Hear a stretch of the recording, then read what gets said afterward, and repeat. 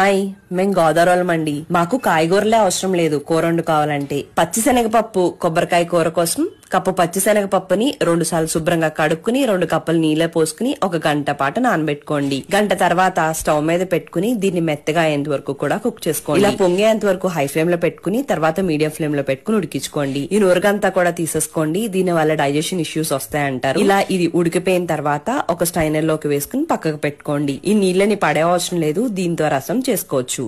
ఆ తర్వాత స్టవ్ ని ఆన్ చేసుకుని కడాయిని పెట్టుకుని 2 టేబుల్ స్పూన్ నూనె, 1 టీ స్పూన్ ఆవాలు, 1 టీ స్పూన్ జీలకర్ర, 1 టీ స్పూన్ మినపప్పు, 6 వెల్లుల్లిపాయలు, 2 పచ్చిమిరపకాయలు, 3 ఎండుమిరపకాయలు, 2 రెమ్మల కరివేపాకుని 1 నిమిషం పాటు వేయించుకున్న తర్వాత ఒక మీడియం సైజ్ ఉల్లిపాయని ఇలా దోరగా వేయించుకున్న తర్వాత ముందుగా ఉడికించి పెట్టుకున్న పచ్చిశనగపప్పు వేసుకుని ఒక్కసారి కలుపుకుని 1 టీ స్పూన్ ఉప్పు, 1/2 టీ స్పూన్ కారం, చిటికెడంత పసుపు వేసి అంతా కలిసేలా కలుపుకుని 2 నిమిషాల పాటు దీన్ని మగ్గనివ్వండి. 2 నిమిషాల తర్వాత కప్పంత పచ్చి కొబ్బరి తురుము వేసేసుకుని మరొకసారి అంతా కూడా కలిసేలా కలిపేసుకుని 30 సెకండ్ల పాటు దీన్ని మగ్గనివ్వండి. అదే ఈ కూర ముద్దలాగా రావాలనుకుంటే దీంట్లోకి 1/2 కప్పు నీళ్ళే పోసుకుని దీన్ని ఉడికించుకోండి. 30 సెకండ్లు అయిన తర్వాత దీంట్లోకి కొద్దిగా కొత్తిమీర వేసుకుని స్టవ్ ని ఆఫ్ చేసేసుకుని సర్వ్ చేసేసుకోండి.